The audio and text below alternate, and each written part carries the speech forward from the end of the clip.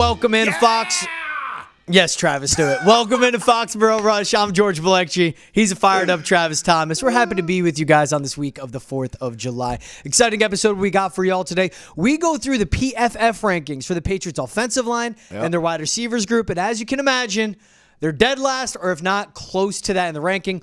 Also, we're in the spirit of the Olympics, the national excitement we have for America right now. So we'll draft through and create our own flag football team.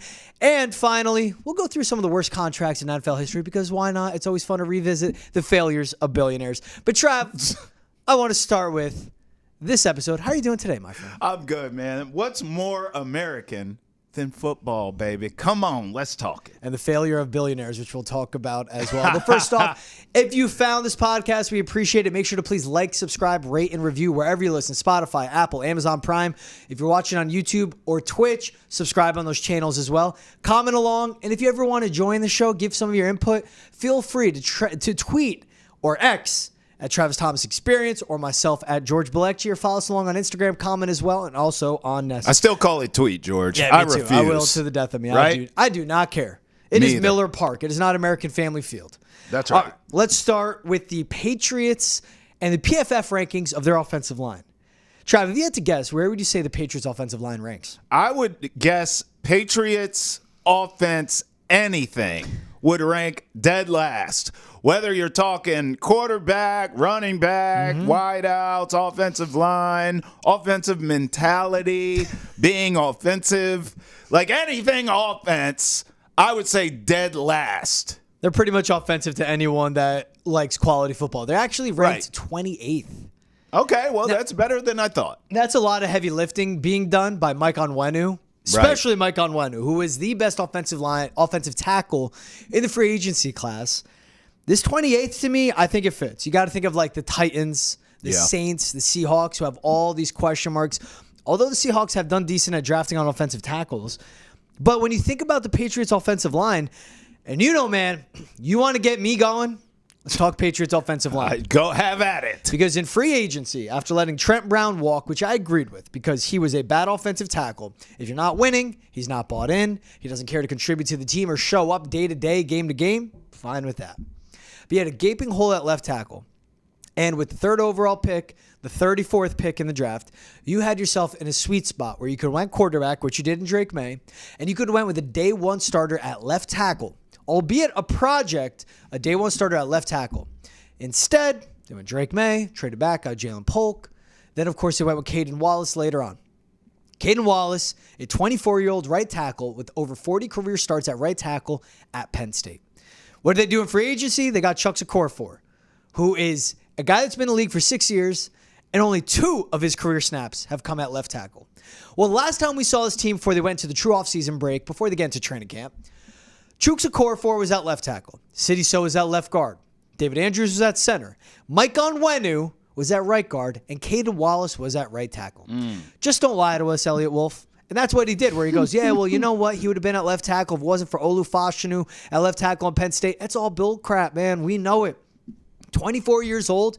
That's a lot of mileage and a lot of muscle memory, learning how to play one position one particular way. Right. To me, you want to be with the investment of your offensive line. If you want to help Caden Wallace out, the sooner you put him at left tackle, the better. Because that's your left tackle that you said would switch. But offensive line comes down to who's the best group of 5 that plays together the best. It's not who's the best center, guard, tackle, and you put them at each spot. Right, Trav? Right. Chuks Okorafor at left tackle, again, not a lot of reps, but if you're getting him ready and you're beating the right tackle out of him to get him to switch to left tackle, I'm fine with it.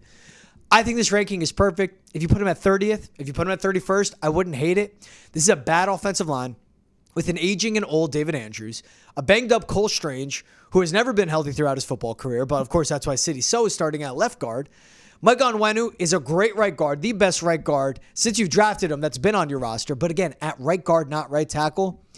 You know my opinion. You guys have listened before. I don't want to keep going down that rabbit hole and also yelling into this mic out of respect to our beautiful listeners and viewers.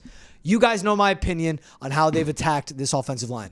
It is awful what the approach has been since day one of the offseason. So I rest my case. Bottom 4 in the league, fine with it. Hey, the defense has no further questions, Your Honor. I will say this. Look at the teams at the top of this list. Okay. Eagles 1, Lions 2, Colts 3. I'll go Lions 1. By the way, all these teams, playoff teams, Colts damn near made it. Mm-hmm. And they had a catastrophic injury to their starting quarterback, and they still almost made it. And, oh, by the way, their best running back didn't even play the first, 4 or 5 games of the year. So offensive lines being good, being great, levels to this. The better your offensive line, the more it correlates to making the playoffs or winning Super Bowls or anything like that. We already knew that, obviously. But if the Patriots want to get anywhere near the postseason or just respectability at this point, offensively, the offensive line clearly must improve. And by the way, George, I wasn't being hyperbolic when I said dead last. I'm actually shocked. They're ranked higher than I thought, and that's saying something because it's still putrid. What I love is that the Patriots are 28th. You have the Cleveland Browns that are top 5, which I agree with. You think about their offensive line a year ago. Another playoff team. They lost their top 3 offensive tackles due to injury. Right. And DeJuan Jones, who's their 4th-round pick, well, that's a guy that can be a key contributor and be a starter for them. And remember, last draft, Patriots had the same need. They had a need at tackle no matter what was happening with Trent Brown. Because think about it like this. A value pick like DeJuan Jones in the 4th round, you get him last year, doesn't have to play right away, but he's taking left tackle reps, learning about being an offensive lineman in the NFL. Trent Brown walks, you have someone ready.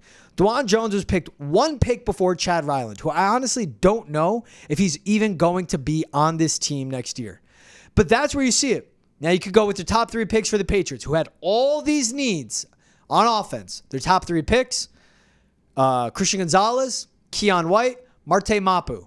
And again, your 4th-round pick was Chad effing Ryland. DeJuan Jones picked at 111, and that's what you decided to do. But then also, if you look at what their 4th round was from last year's draft, not this past draft, the one before. Right. Jake Andrews, an interior offensive lineman, pick 107. DeJuan Jones, an offensive tackle, taken 111. Chad Ryland, taken 112. The Patriots had the same thing. And then you remember, and this is why I always talk about how it's going to be a long reset and long rebuild for the Patriots. Elliott Wolf, yes, he was in the building before, but now this is his roster. This is his front office to run. Right. They went from Matt Patricia and him leading a draft. That's the reason why they took a Tyquan Thornton. Mm-hmm. It takes a year to reset your roster with a new GM and new leadership and new idea of an offensive coordinator and all that.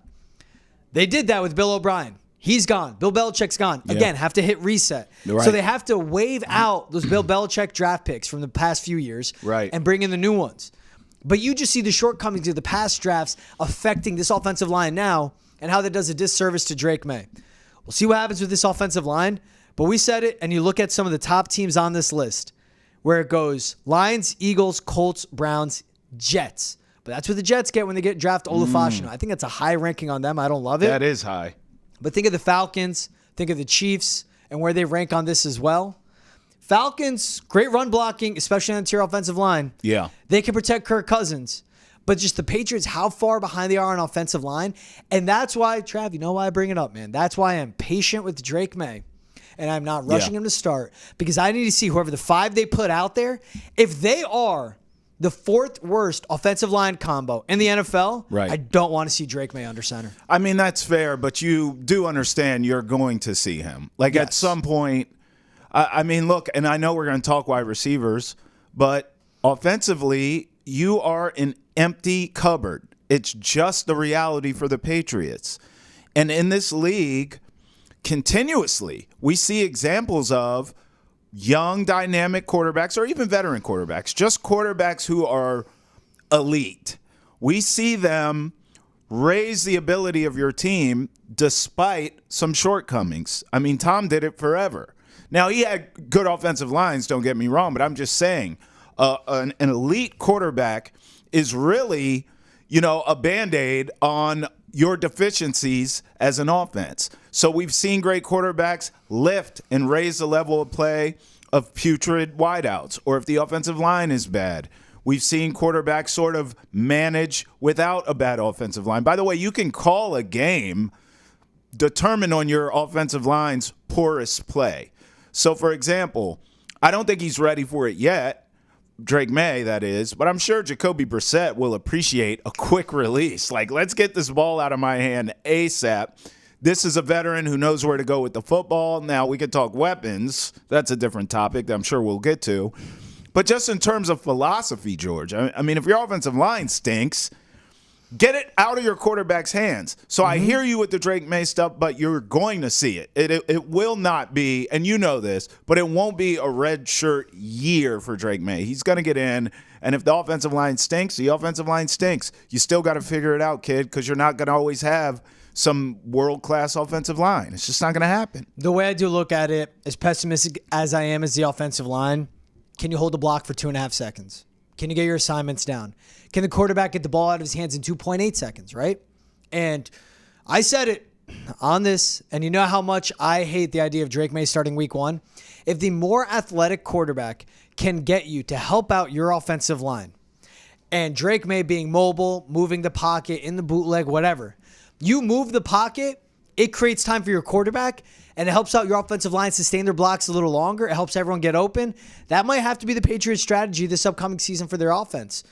If Drake May, and they've seen enough of him making his reads, his processing on the field, him being smart and taking care of the football, not just not throwing interceptions, knowing what throws not to make, to know when to eat a play, when to go down for a sack, not force it and you fumble in the pocket, just not turning it over in general, but be smart. Also to negate negative plays. Keep the ball moving downfield. That's a priority of a quarterback because eventually you run out of yardage, you run out of space because guess what? You're in their end zone. If Drake May does that, then he can overcome this bad offensive line and help the offense overall flourish given their shortcomings. That's a lot to ask of a rookie quarterback. Sure. Now about to play with his third different offensive coordinator in the last 3 years, third different wide receivers group in the last 3 years, and third different offensive line in the last 3 years. Oh, yeah, by the way, Trav, making a massive leap up in competitive level, in the competition level in the NFL. Yeah, for sure. I mean, listen, one thing I'll say, though, offensive linemen will tell you, it takes them a while to gel. Now, this is two different conversations. You could just look at this and say, the Patriots' offensive line stinks talent-wise. Okay, that's one side of the argument. But I could also flip that coin and say, hey, you know, as the season goes on, in theory, and barring injury, this offensive line should improve. Cohesiveness, playing together, figuring out how to gel, figuring out what's the difference, what is Jacoby Brissett like as opposed to what's Drake May like? What's Ramondre doing? Are we blocking well? Or are we run blocking well? Are we running the ball well? I think as the season goes on, George, conceivably, the offensive line could improve and get better, which would make you and everyone else who says don't play Drake May because the line sucks, it should make you all feel better if they are indeed, as the season goes, getting a little bit better each week. It's a long ask. For this type of group, City So, second-year player he'll be. You're going to have to think about working Cole Strange in possibly middle of the season. Right. Think about all the interior offensive line. Antonio Maffey, Jake Andrews, City So, Cole Strange, Layden Robinson. That's 5 interior offensive linemen that's been taken in the last few drafts for the Patriots. That's not good. That's not good at all. It's not ideal. All this into the interior. So they're paying that tax right now. Yeah. This PFF ranking, you can say what you want, how good Onwenu is, the experience that David Andrews has, the jump and leap City So has shown, which I do like. This ranking comes down to their tackles. And if it's Chooks at left, Caden Wallace at right, Caden Wallace at left, Chooks Okorafor at right, whatever it is a massive question mark around the bookends of your offensive line. And that's what Patriots fans need to understand. This ranking is reflective on the construction of the roster, of the depth chart, of the offensive line, and a big question mark around the coaching as well. Because a whole new offensive philosophy coming in, everything changing. It's Alex Van Pelt, who comes over from Cleveland, who I just said has a top 5 offensive line in the NFL, right? Did great last year, but now with him fully running the offensive show, let's see. Because everything I point out with Drake May, everything he's doing, third offensive coordinator in the last 3 years, this latest offensive coordinator for him, first-time play caller in a game as well. So much goes into it in the NFL. We'll see. George, I swear. I mean, you must have played guard or center or something In a past life? In Pop Warner or something, because no one is as passionate about offensive linemen as you. I bet you even offensive linemen look at you and say, damn, I mean, he loves us. Like, it's unbelievable. The only time I notice an offensive line is when they stink. Yep. Or if my quarterback has all day to throw, and I'm like, we have a great offensive line. Other than that, I mean, my God. I remember during the draft, you were breaking this stuff down by footwork. I mean, it was unbelievable. You were calling guys dancing, like, because they're big and they got good feet. You're like, in the pocket here, you can see he's a dancing bear. I'm like, a what? Like, I've never. I mean, you are passionate about offensive linemen. Hats off to you, my friend. I understand the value in that position group. Thank you, Travis. And when it comes to building a team, you build them front to back, inside out, both sides of the ball. If you don't win at the line of scrimmage, you don't win. The one Super Bowl Patrick Mahomes has lost in. What happened? Facts. That's it. Yeah. Best football player on the planet Earth. Yeah. Needs an offensive line. Yep. And that was when he had Tyreek Hill and a great receiver. Yeah, and by the way, Tom's offensive line was doing a great job. He didn't get touched. Get the ball out quick, like you said. Be smart, knowing where to go with the ball. And he would beat defenses before the ball snapped. That's right. Of course, after. But it was all about beating defenses before the balls even snapped. Yeah. Because he knew where he was going. All right, let's turn. We're not going to turn this conversation around. What? Because we're going to talk about PFF rankings of wide receivers. Hey, I can get involved there. I love talking wide receivers. Let's do that. This is your cup of tea. All right, you predicted offensive line ranking. What's your prediction for the Patriots? Last. Yep. Right? I don't agree with that, though. Oh, come on. Now, come on. I'm not saying they're middle of the pack. How could you? At best. How could you? Let's think about this. Ranked 32nd. Yes. Kendrick Bourne, coming off a torn ACL, is arguably a wide receiver 1 or 2. Okay. No one's arguing wide receiver 1. Given he's not a focal let's be clear. point guy. No one's arguing that. Kendrick Bourne coming off a torn ACL. Pop Douglas, sophomore season, but he's a slot and he's small. Right. KJ Osborne, for his entirety of existence in Minnesota, was always a wide receiver 3. Right. Juju Smith-Schuster. Next. Yeah. Probably won't make the team. Jalen Polk, a rookie with a ceiling of a wide receiver 3 in the NFL. Okay. Javon Baker, a rookie with a ceiling of a wide receiver 3 in the NFL. Okay. Tyquan Thornton. Now, this is taking in complete wide receiving and receiving groups. So I'm counting Hunter Henry and Austin Hooper in this conversation as well. Who's worse than this? Exactly. This is awful. I would give you the Chargers. Oh, please. Lad McConkey, rookie receiver, ceiling as a wide receiver too. But then it's Brendan Rice, Josh Palmer, Quentin Johnston. Josh Palmer's never healthy. Brendan Rice fell far in the draft, and those people know more than you or I do. Quentin Johnston doesn't know how to catch a football, even though he's a wide receiver. I call him 50-50. Gerald Everett isn't there anymore. Right. Keenan Allen isn't there anymore. Eckler? He's not there anymore. Catch. Yeah. Then also the Broncos. Cortland Sutton's their top receiver. Sutton's better than any Patriot. But I'm looking at the group as a whole. Josh Reynolds. Yeah, but Sutton cancels everything. Troy Franklin out of Oregon is just Marquez Valdez-Scantling. Straight line speed, nothing else. I think this Patriots receiving group is a bunch of wide receiver 2s and 3s. But at least they're that. And there is reliability with them. I can't count on this Chargers group. I can't count on this Broncos group for sure. So at least these are guys, you got to scheme them open, but they get open, they can catch it. They do the little things right for receivers. That's why I disagree with this ranking them 32nd in the NFL for PFF. I mean, I certainly am not going to sit here and argue that the Broncos or the Chargers wide receiving core is worse than the Patriots. Listen, bro. They all smell bad. They're all awful. They are all awful, and there are levels to awful. I happen to like Cortland Sutton and would love him in a Patriots uniform, so because he's even involved in the conversation and I'm a fan, I'm taking the Broncos out. Now, you can make a great point about the Chargers, but if you're looking at this honestly in totality, they have a guy named Justin Herbert who's going to enhance whoever the hell's out there. Now, I get they don't have any big names. I told you I call Quentin Johnson 50-50 because he's going to drop half of them and he's going to catch the other half, and you just don't know what the hell's – he might catch the hard ones and drop the easies or vice versa on any given Sunday, Thursday, or Monday. But, look, I still, because of Herbert – I feel like their wide receiver core by default is better because they got the right trigger elevated man. by the quarterback. Yeah, I mean, the Patriots is atrocious. All I'm trying to see is who is going to sort of be the creme de la creme and rise to the top in this group, because you said it. You got a bunch of 2s, 3s, and 4s is what you got. So who can rise to the occasion and be a true one? I hear you on Bourne. I can't trust him to stay healthy at this point. You know who I'm looking at? And I know he's small, but we see other small wide receivers, diminutive guys in this league, have success. I'm not saying he's going to be a Tyreek Hill or any of that, but I love Pop Douglas. I really do. I like the way he's developed in his young career so far. I'm looking for him to continue to develop and take another step. He feels to me, anyway, like the number one. I know that's not saying much. You read my mind. But, like, he's someone at least I can get the ball in his hands and be like, okay, go make a play. And he can. The rest of these bums you named, with the exception of the rookies, KJ Osborne ain't running away from no damn body. Don't even get me started.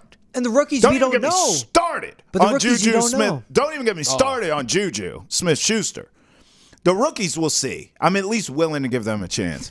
But this wide receiving core, George, should be ranked last because they stink, and I hate them. Somebody make a damn play. Can I get you started? Juju, go. Oh, shouldn't even be here. Yeah. When he signed the contract, I said, what the hell for? Why? Then he did nothing on the field. Then he went on Snapchat and did more there than he did on the field. I'm like, you got to get this guy out of here. He's still there. I don't understand it. He would cost them $2 million more to not play for them than to play for them, and I think Worth that's it. more value. Worth every penny. Oh, Get him out of here. The reason he's here is because Jacoby Myers spoke out about the BS that was Matt Patricia and Joe Judge. Yeah. And Bill Belichick said, go eat grass. Right. And he got paid by the Raiders. Right. Same money as Juju. Had a good year, Very too. comparable. Yeah. Yeah. Had a really good year playing Yep. off of Devontae Adams. Ridiculous. But also with an awful quarterback situation. Hey, do you have that list in front of you still for all the rankings? For the wide receiver groups? Yeah. Who's Yes. one? Is it Dolphins? Because it should be. No, I think one is, let me rest. Oh, I didn't know if you had it in front of you. San Francisco 49ers, Niners? Brandon Ayuk, Debo Samuel. Remember, All right. it's all pass catchers. Is Ayuk, Miami Debo, next? Kittle, McCaffrey. And I do like how good Jawan Jennings is and Ricky Pearsall out of Florida. Yeah. Pretty Ricky. Man, he can play. He's a good route runner. Yeah. Dolphins are second. All right. Hill, I'm partial to the Waddle, Dolphins. Jonnu Smith, Devon Chan. Yeah, Jonnu man. Smith, that's all Mike McDaniels wants. Give me speed, Right. I'll get you open. Right. Then you go Eagles, Bears, Texans. Eagles, Bears. Yeah, that's about right. A.J. Brown, Devontae Smith. I would put the Bears and the Texans ahead of the Eagles, but A.J. Brown does a lot of heavy lifting there. I do like Yeah. the Texans. And in that case, to me, they're elevated by the quarterback with the Texans. Right. The one I'd give to, though, one more comparison for the Patriots.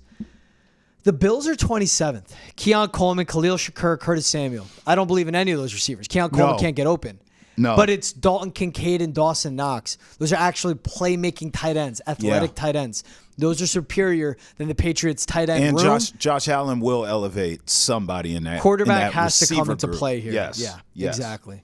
But Niners, then you have Dolphins, Eagles. That's the top three. Yeah. The Vikings at 6. I would even put, because of Justin Jefferson, you're not big a fan of I am of him. Yeah. I would put Justin Jefferson above him. Yeah, I think I would too. I mean, listen, my favorite in the grouping you've named, though, for some reasons, just I'm so high on the Dolphins this year, Georgia. I don't know what's going on with me. It's like I don't even know who I am anymore. You know what I think it is? I think it's because I believe they are a regular season team. So I don't have any expectations for them in the playoffs. Yeah. But I actually think they're going to kick everyone's butt in the regular season. I really do. I think they're going to be the 1 seed. If their opponent In has the a AFC. losing record, I think they're going to be the 1 seed in the AFC. a lot to redo with that defense, but we're talking offense There is. here. All right, Trav. So you know where wide receivers do shine? Where? That is especially in 7-on-7 football. And the 2024 Summer Olympics, they kick off July 26th. Flag football won't be at the Olympics until the next Summer Games. That's Okay. 2028. All right. But let's say we're drafting a team for now, the 2024 USA Games. Oh. Only rules I have, We're going with how the rules are. It's not 7-on-7. It's 5-on-5. 5-on-5. Okay. So we're going to draft a quarterback, All right. a running back, All right. two wide receivers, and a tight end. So Okay. we're going to go through and draft. Of course, since it is Team USA, they have to be USA born. That's what producer Okay. Brendan's saying in my ear. I don't know where these guys are born, Yeah, I forgot to double check, but I'm very confident these guys were born in the U.S. so I can't take Victor Wembanyama with my first pick. Is that what you're Wemby in Olympic football. wide receiver? Why not? Throw it up. And why not bring him in just for red zone packages? Right. Remember when Randy Moss used to just throw his arm up when he was open? Can Yeah. you imagine Wemby doing that? Yeah. I mean, come on. All right. Now, you can't tackle. If this was tackle, you could fold him in half. Okay. Wemby would disintegrate Yes. before the games, before the torches even lit at the opening ceremony. But it's flagged, so he'd be unstoppable. Yes. All right. So we flipped a coin before. Yeah. Swear to God, I We won. did. I won the toss. I thought it was a funny coin. I'm not gonna lie. Like it was very Harvey Dent of you. It was very two-faced. Like, which is this a funny coin? Like, what's going on here? But you won. Fair enough. Whether it's fair or square, we don't know. But you did win. You get the first pick. The floor is yours. So number 1 overall pick. Keeping this simple. Keeping this quick. I'm not going to roll out the clock. I'm not going to try and trade. Give me Justin Jefferson at wide receiver. Oh man. Yep. All right. I got to keep track of who you take, so I know who. Yeah, not. I'm highlighting who I take in All red. right. Fair enough. Who you take's going to be in blue if they're I not hate on that my you did roster. that to me. Yep. All Yep. right. Listen. Yeah. With the second pick, I'll be honest. The fact that we only have to pick 5 players and then one off the bench, I think you said. So, this isn't like an 11-on-11 scenario here. So I'm going to go ahead and address a need that's going to be harder to get later in the draft. I'm going running back first. And I need a guy. I can't have a Derrick Henry here. Someone I just hand it to and he just tries to run through people. It's flag. I need a versatile guy. I need someone that can boogie on you, that can put people in a blender, that can hit you with that, skate. Thought you had me. Oh, I'm gone. Give me CMC as the number 2 overall pick. I like that. Catch out of the backfield. I can hand him the ball. He can do everything. He's electric. I think that's a good pick. I also love that pick because you give me this guy at my wide receiver. We're talking 5-on-5 flag football. Oh, I'm cooked. So I took massive size, athleticism, the best hands, great catch radius with Justin Jefferson. Oh, man. I'm just going pure athleticism and speed. Give me Tyreek Hill, cheetah. Yeah, I don't know what you're thinking going Christian McCaffrey. Because that wasn't going to be my second overall pick either. It's all about value and the board, Travis. Yeah, I mean, But thank listen, you. I appreciate it. I've been backed into a corner here. I have to get a wide receiver now. I mean, this guy has the 2 best in the game. I didn't mention we'll also both draft 1 sub. Okay, go, Trav. Oh, I thought you did say that. Oh, yeah. Okay. Cool. All right. You've taken the 2 best wide receivers in the game. Yep. There is no argument for the 3rd. Sorry, Cowboy fans. It ain't your guy. He's in Cincy. Give me Jamar Chase. I would not have gone Jamar Chase over the rest of my board. See, I'm literally jotting them down. You would have took CeeDee Lamb over him? I'm not going to say because I'm still drafting and we have a sub, so I'm not going to. I mean, you're set at wide receiver. You don't have any. I mean, you're Give good. me all the athletes. Give me all the athletes. All right, so now this is where I press. Okay. I'm going quarterback now. All right. I got Justin Jefferson and Tyreek Hill. And you know what, for Cheetah, the Olympic Games will be fun. I forget, where are they in 2024? Paris, right? Yeah, Paris. I thought it was L.A. Wait, what? It's in Paris in 2024. Maybe 24. 2028's in LA. All right, got you. I don't know what I'm doing tomorrow, let alone 2028, Trav. 2028's 28's in L.A. Yes, there we go. Tyreek Hill is going to enjoy Paris. He's going to enjoy France. He's going to travel, see the world. He's going to win a gold medal. He'll see in Wemby. flag football. He'll see Wemby. He'll see Justin Jefferson. And it's going to be a reunion because he'll have Patrick Mahomes throwing him touchdowns. Oh, you. You gave this to me, man. I did. And listen, now I feel pretty confident. I'm not going to lie. When you took Justin Jefferson and Tyreek Hill, my exact quote was, I'm cooked. But I mean, I get a young CeeDee Lamb now. Because listen, look at my wide receivers now. You can say yours are better, and you're not wrong. You could call yours 1A. I won't argue that. But with Jamar Chase and CeeDee Lamb, I could say I'm 1B. I could say our gap isn't the Grand Canyon, my friend. Huh? And with CMC being the X factor, I'm cooking real nice over here. I still need a quarterback, still need a tight end, still need a sub coming off my bench. Yep. But I feel more confident with my wide receiver core now matching up to yours. And I already beat you in the running back position. So I'm liking my team. See, Jamar Chase to me with pads on, I would say he's the second or third best receiver in the league because he could run through a mother effer's face. But this is flag, this is finesse, this is speed. You gonna act like Jamar Chase can't scoot on you? He can. He ain't just running people saying. over. All right, now I'm stuck. Do I go tight end? Do I go running back? So I have Patrick Mahomes, Justin Jefferson, Tyreek Hill. Decisions. Staring at my board. I like the options I have at running back, so I'm going to go tight end here. Okay. And I'm going to go someone that's hyped, has not lived up to expectations at all, has been dealt the worst quarterback hand in the world. Are you doing this? Yes. What is your obsession? Flag football is all about athletes. It's not about football players. It's about athletes. That's what I'm excited for at the end of the day when we see these flag football rosters come out. There's going to be a random, who is who, what? Who is that guy? And he just plays professional flag football somewhere that we don't know exists. At tight end, to join Justin Jefferson and Tyreek Hill of catching passes from Patrick Mahomes, give me Kyle Pitts. The most athletic tight end in the NFL. He is a wide receiver at tight end. I don't care how poorly he's produced. I see the disappointment in Travis's face. I hear the silence. I have done two things. I have drafted the superior football team, and I've silenced Travis Thomas. That second one, that's doing God's work. That's what I've just done. Look, still hasn't said anything. You're welcome, guys. Enjoy the silence as you're listening or watching. I cannot believe Kyle Pitts.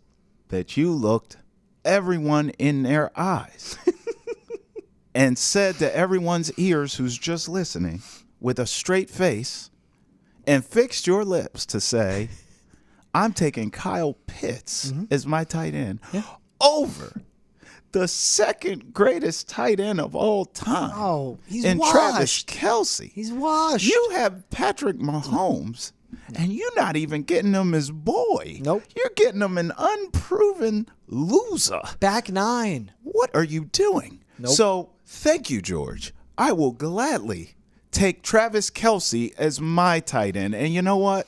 Taylor Swift's coming with me, and she's going to make a whole album about how your Dumas, maybe the album will be called Dumas, because your Dumas took Kyle Pitts over Herb, the second greatest tight end of all time, behind one Rob Gronkowski. How dare you?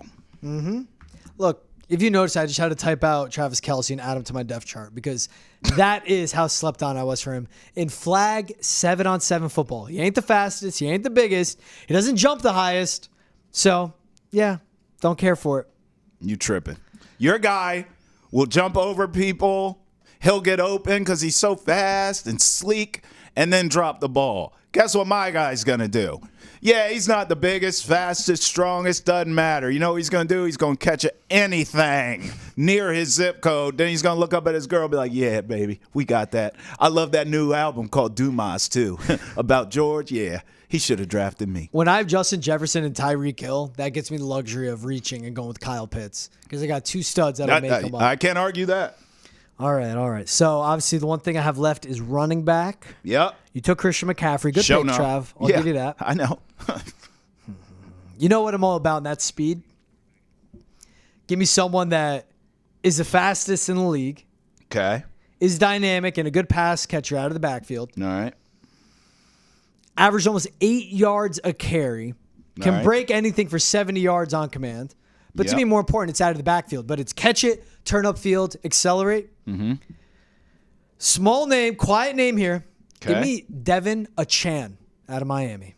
What is going on? Am I in a Dolphins running twilight back. zone here? I am making the best flag football team I don't you've ever seen. understand.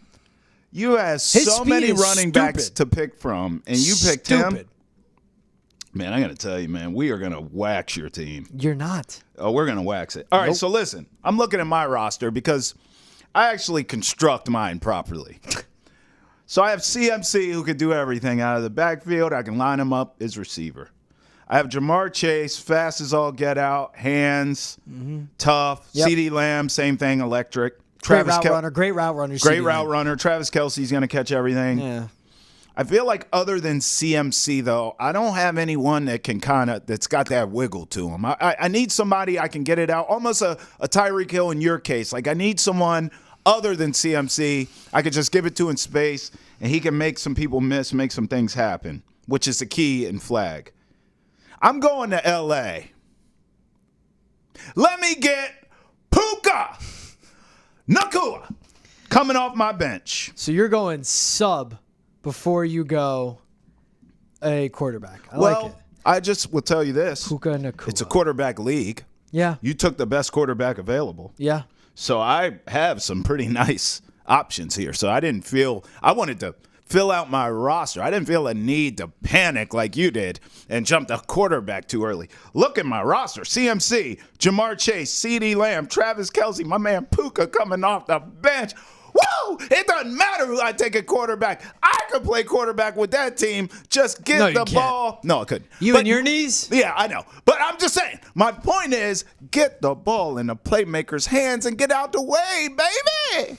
I have the best wide receiver in the league, the second best wide receiver in the league, the best quarterback in the league, the fastest running back in the league. You do. The fastest tight end in the league. That's my 5. You have speed all over the place. Man, you put me in a unique position. Sub. What position do I go? Yeah.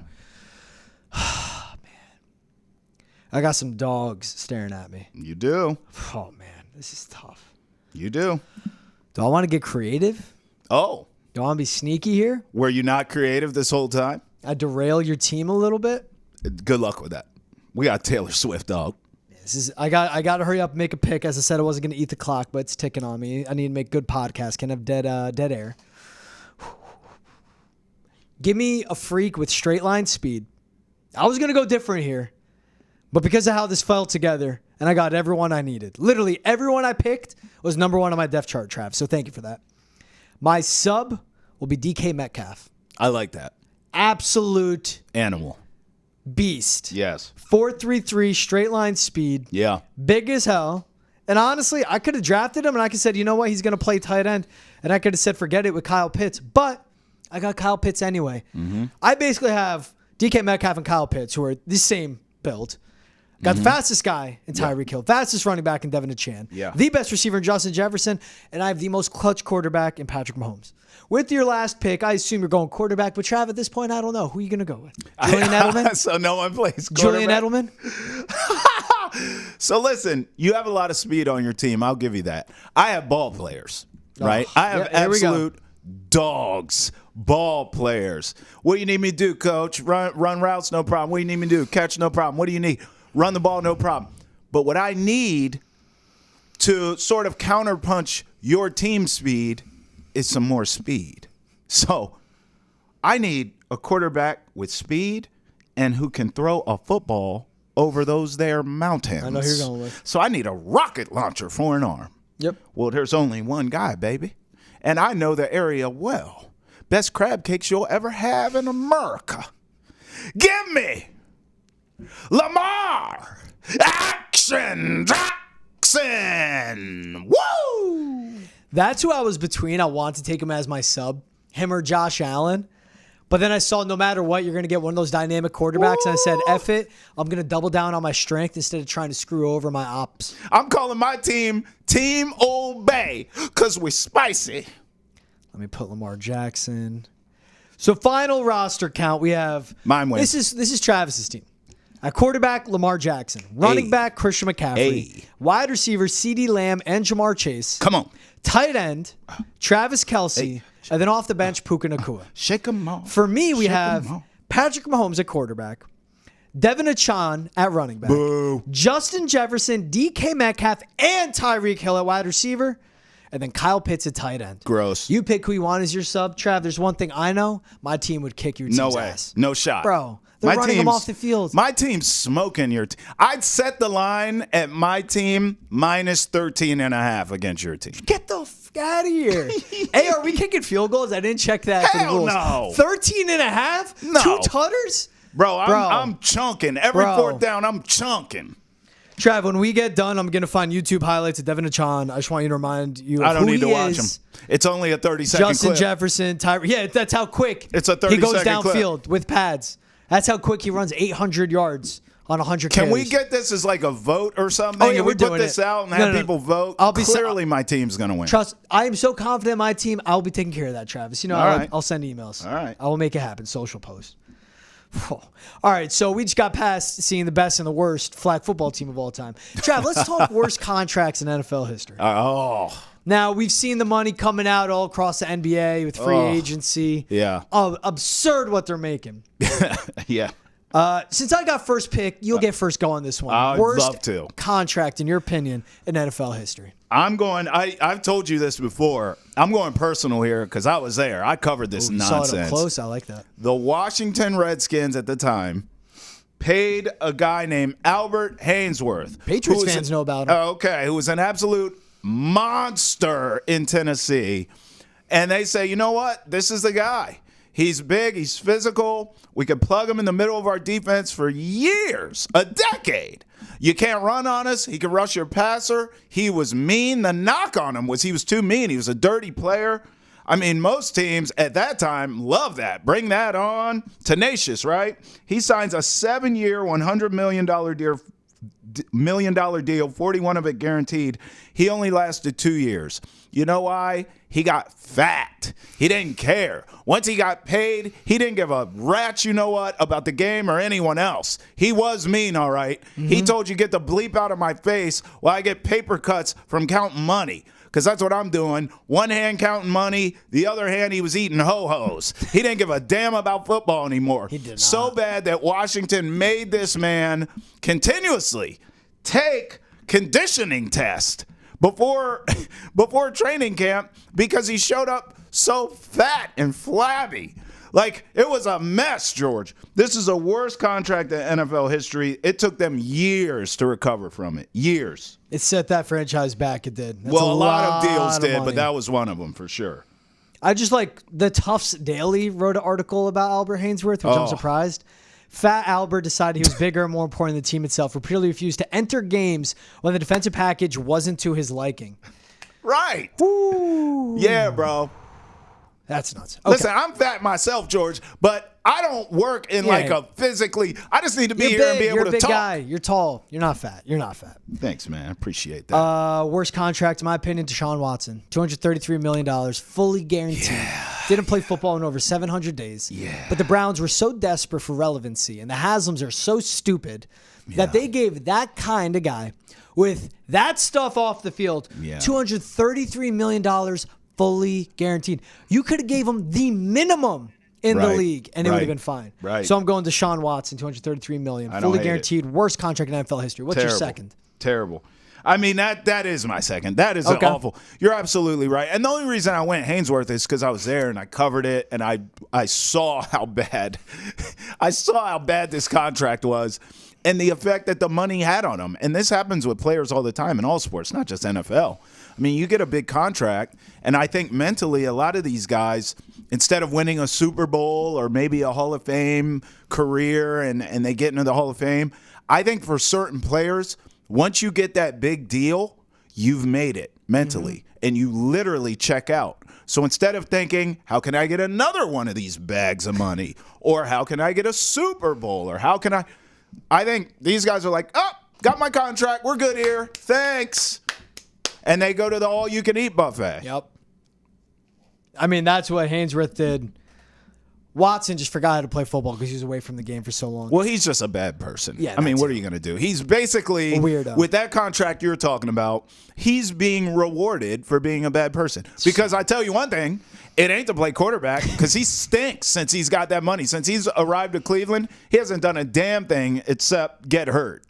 The BS PR propaganda we're gonna get on Hard Knocks about Deshaun Watson's gonna be so cringe. Oh, I'm sure we'll see him in church and he'll be helping the kids and he's such a great guy, right? My arse. Last one I'll give, Carson Wentz, 4 years, $128 million in 2019. McMahon was nowhere near close to the guy that almost won an MVP with the Eagles before. Nick Foles won a Super Bowl for them. All right, that's it for this episode of Foxboro Rush. I'm George Balekji. He's Travis Thomas. Thank you for listening and watching. Wherever you get your podcast, make sure to like, subscribe, rate, and review as well. We'll see you guys next time. Later.